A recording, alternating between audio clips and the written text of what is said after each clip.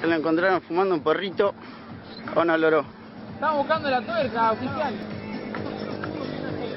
Pero si usted está buscando la...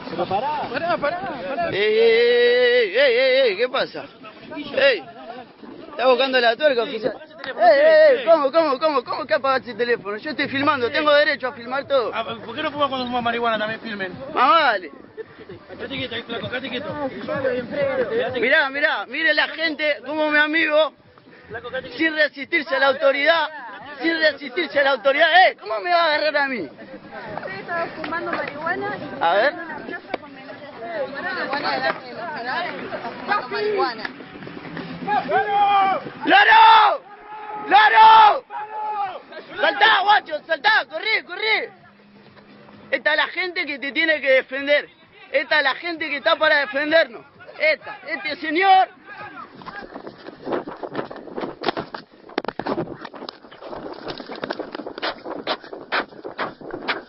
¡La concha de tu madre!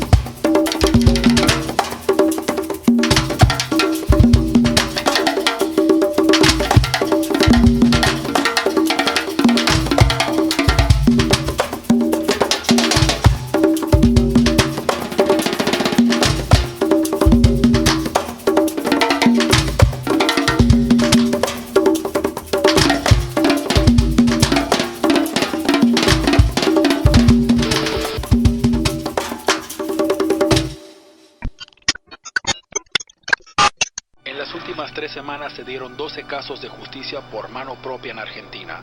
En uno de ellos, un joven de 18 años murió a golpes en un linchamiento. En otro caso, en el acomodado barrio de Palermo, en Buenos Aires, una masa enardecida intentó hacer justicia propia contra un carterista que fue rescatado por el portero de un edificio en el último momento. ¡Hijo de puta!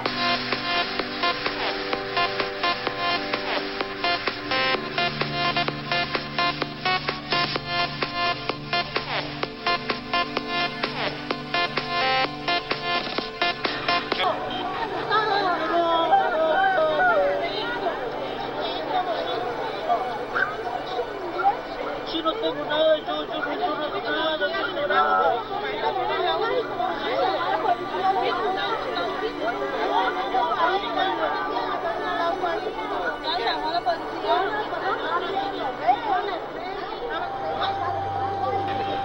Con mi revólver tengo un 38 especial, por supuesto declarado y como corresponde, y como debe tener cualquier persona que vive en una zona así o donde sea, porque realmente esta gente estamos en guerra con ellos y la guerra hay que librarla, a matar o morir. Y oficiales de la policía local, juráis a la patria, seguir constantemente su bandera y defenderla hasta perder la vida. Si así no lo hicieras, Dios, la patria y lo demás. Esto de haber pasado de un país donde la droga estaba de paso a un país donde existen ya hoy muchos laboratorios. Es un proceso que tenemos que revertir, insisto, estamos a tiempo, lo podemos hacer y lo tomamos como un tema central. Esto tiene que ver obviamente con la inseguridad. Todo este descontrol que tenemos, todo este avance de inmigración ilegal donde se oculta el narcotráfico y la delincuencia, todo este avance de las armas ilegales. Así como la semana pasada estuvimos debatiendo si en la Argentina podemos hacer piquetes en una ruta o no, yo me parece que este es el momento de debatir. Ustedes fíjense, estos 5 delincuentes son 5 delincuentes de nacionalidad chilena. Hoy a la mañana detuvimos 5 delincuentes de nacionalidad colombiana, siempre con la misma modalidad, con modalidad de robo, hurto. Ahora, ¿en qué momento un delincuente que roba un estéreo, que roba una bicicleta, se convierte en el asesino? En estos momentos. Entonces yo lo que les estoy, déjeme terminar. Durante este fin de semana hemos detenido más de 60 delincuentes extranjeros que vienen a la Argentina únicamente a delinquir. ¿A quién elegiría? ¿Un chino, un judío, un negro o un boliviano? Un boliviano. Si tendría que elegir, no, con un judío no, con un boliviano. Un boliviano. Un boliviano. ¿Por qué? Porque me parecen muy sucios. Me desagradan. No me gusta el olor que tienen. Me dan asco, pero no es que si tengo que ser amiga de un boliviano no lo voy a hacer. Por ahí un boliviano. Bueno, te quería comentarles un poco de este libro que sacamos, que se llama Inseguridades. Es un libro de la Universidad Nacional del Comahue, en el marco de un proyecto de la Secretaría de Extensión. Es una compilación de artículos de distintos autores, profesionales, muchos de acá de la región, de la Patagonia, que va intercalando sobre reflexiones, sobre distintos aspectos que tienen que ver sobre la problemática de la inseguridad. Entonces, trabajamos sobre el tema de la cárcel, sobre los medios de comunicación, los imaginarios sociales, la formación del trabajador y las trabajadoras de la policía, es decir, distintos ejes que hacen a la problemática de la inseguridad. Y también, obviamente, sobre qué entendemos por inseguridad, porque uno puede pensar la inseguridad también desde el punto de vista de los distintos sectores sociales de la sociedad, ¿no? No es lo mismo la inseguridad que sufre un joven pobre de un barrio vulnerable que las situaciones de violencia que puede sufrir otro sector social. Así que el libro se propone eso, se propone también romper un poco las respuestas lineales y facilistas que muchas veces se instalan en los medios de comunicación, donde todas las soluciones vienen de la mano del aumento de las detenciones, el aumento de los niveles de violencia, como si eso nos va a resolver los miedos que tenemos como sociedad. Que protejan los derechos de la gente, que se pueda evitar el delito antes de que ocurra. Seguridad y paz social para nuestra provincia.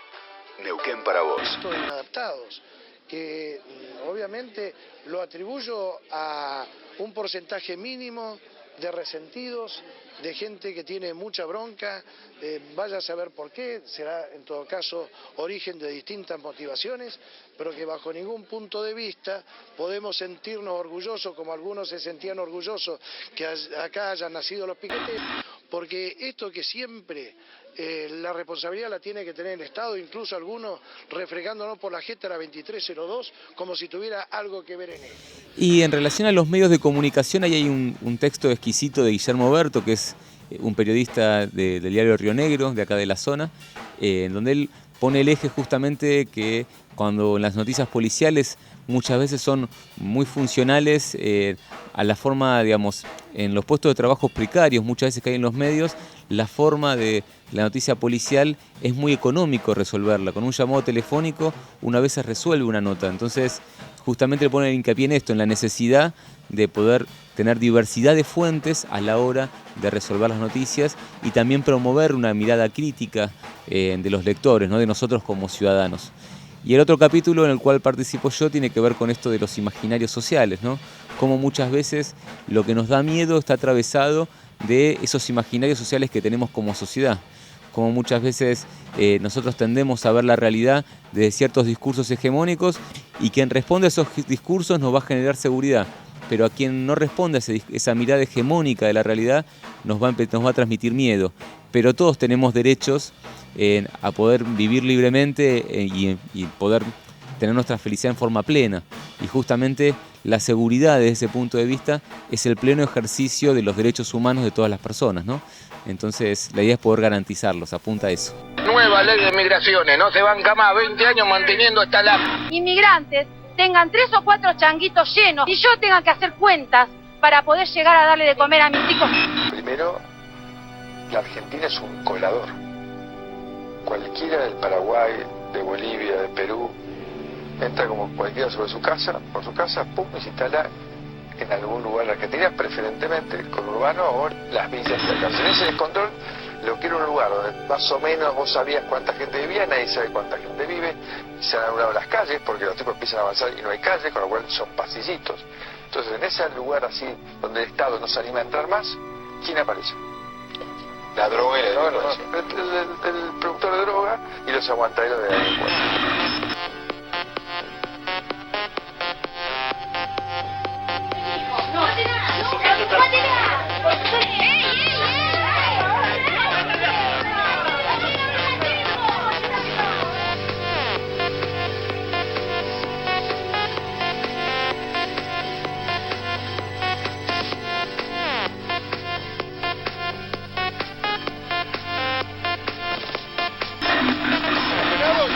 Sí, un lugar común que uno puede pensar en los medios de comunicación es que se asocia determinada identidad, especialmente cuando es un grupo históricamente vulnerado, a un tipo de delito. Entonces ocurre con los jóvenes pobres, y cuando uno después analiza estudios como el que hizo la Corte Suprema de Justicia sobre las tasas de homicidios, se da cuenta que la cantidad de menores responsables de homicidios es insignificante. Sin embargo, un lugar común en los medios es estigmatizarlo. Lo mismo ocurre con los inmigrantes de los países limítrofes, que muchas veces también, cuando una persona que es colombiana comete un delito, se refuerza eso en el título.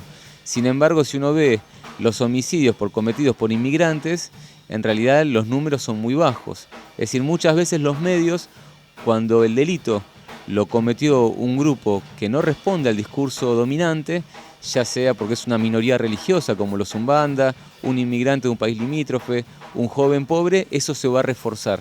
Y eso sí lo que termina haciendo es reforzando la confusión y la estigmatización de ese sector social. Y a ese sector social después les va a costar más ejercer sus derechos de forma plena.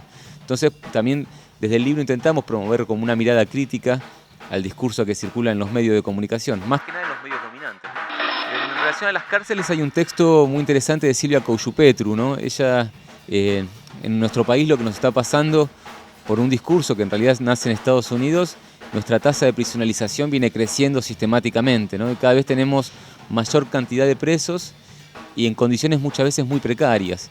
En el texto de Silvia Cousupetru ella lo que plantea es que lo asocia la reflexión de la cárcel con la idea de contrato social, ¿no? Entonces, cómo en realidad si nosotros pensamos al hombre como lobo del hombre, el hombre como, digamos, desde una mirada negativa y que nos da miedo en ese estado natural, ¿no? Tenemos que tener desconfianza de ese hombre, lo que tenemos que tener son mayores medidas de control. Y ella un poco lo que plantea es que la cárcel termina siendo un horror que nos tranquiliza, ¿no? Tranquiliza a nosotros como sociedad, digamos, a la mirada dominante de la sociedad. Necesitamos esa cárcel para sentirnos tranquilos, ¿no? Ese horror que tranquiliza, si se quiere, a esa clase media para poder vivir con menos miedo. Sin embargo, cuando uno recorre una cárcel, como dice en algún momento Zaffaroni, es imposible pretender que una persona aprenda a vivir en libertad en una cárcel, es como pretender aprender a nadar fuera del agua, ¿no? Es algo que no tiene sentido. Así que hay una mirada crítica sobre la cuestión carcelaria. A mí me parece bien que se debata la baja de la edad de imputabilidad. Es más, me parece bien que se baje, porque creo que un chico a los 14 años que sale con un arma a matar, si sabe lo que hace, cosa que sí lo sabe, tiene que cumplir con la pena que eso equivale. Digo, vos cometés un delito de un adulto, pagá como un adulto. Además del desarme, ¿usted está de acuerdo entonces en bajar la edad de la inimputabilidad de los menores? Sí, seguramente estaremos terminando nuestro proyecto también que tiene que ver para poderlo presentar en la Cámara. Hablar con los jóvenes y contarles nuestra decisión de bajar la edad de imputabilidad en la Argentina, de establecer un régimen penal juvenil, de llevar la edad de imputabilidad a los 14 años. Y los chicos, ya no los grandes, los chicos dicen que perfectamente alguien que tiene 15 años puede distinguir si matar está bien o está mal, con lo cual esa discusión absurda que quieren plantear respecto de si la edad de imputabilidad tiene que ser a los 16 o a los 14, es a los 14 años. Lo que yo vengo planteando, la necesidad de dar el debate urgente con el Código Penal Juvenil que incluye la baja de la imputabilidad. Ninguna ley, 14 años, ninguna ley por sí sola resuelve un problema, pero ante asesinos o delincuentes que están dispuestos a todo, el Estado de Derecho también tenemos que estar. Sí, totalmente. Lamentablemente vivimos en una sociedad donde, como la lógica, como dice Zaffaroni, vivimos en una sociedad atravesada por un discurso de una criminología mediática. Lamentablemente la lógica es la sociedad dividida entre buenos y malos, y un nosotros, los buenos, y un ellos, de chivos expiatorios, que son los malos de la sociedad, ¿no? Y dentro de esa lógica, el que está detenido representa el lugar del mal. Entonces, como es el malo, cualquier avasalamiento de los derechos humanos estaría dentro de esa lógica permitido. Justamente tenemos que romper ese paradigma, ¿no? Tenemos que, como hoy justamente conversaba con Mariano Gutiérrez, tenemos que intentar generar un paradigma distinto, ¿no? Un paradigma basado en la inclusión social, un paradigma basado en también generar puentes culturales, transformar el paradigma también de la cuestión penitenciaria. Él mencionaba como ejemplo la experiencia uruguaya, ¿no? Donde el eje, el pilar está puesto en la cultura, la educación, los vínculos con la sociedad, donde el detenido, el único derecho que perdió es la libertad de circular por algunos lugares, pero tiene todos los derechos que tenemos todos y todas las personas.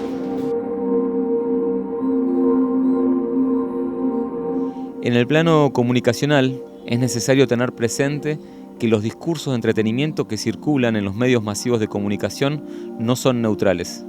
Muchas veces inciden en la construcción de las subjetividades y en la naturalización de falsas soluciones. Probablemente, generar otros discursos y prácticas inclusivas sean pilares importantes en la tarea de construir una sociedad más segura para todos y todas.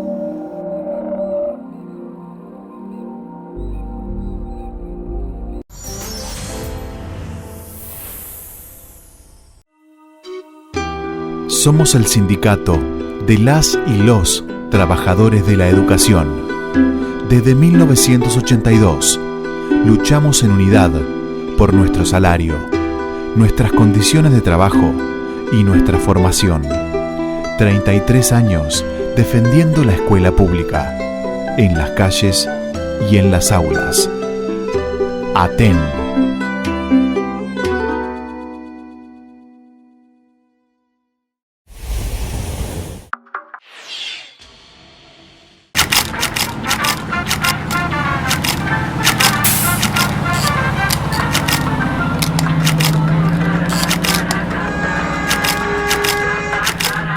ATEN Capital convoca paro martes 15 de septiembre por incremento salarial, no al aumento de la edad jubilatoria ni armonización de la caja del instituto, no al aumento de los aportes, por la sanción de una ley para que se elimine el impuesto al salario. Concentramos a las 10 horas en la legislatura. ATEN Capital.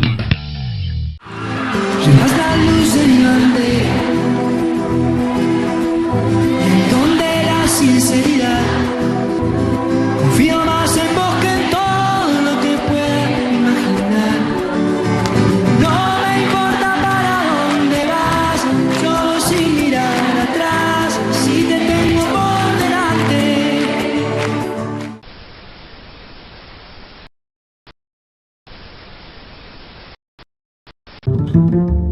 En las calles y en las aulas, siempre nuestro lugar es de lucha. Compartir el pensamiento para transformar la realidad. Por Justicia Completa, Carlos Fuentealba y Silvia Rogetti, presentes. Somos ATEN Capital.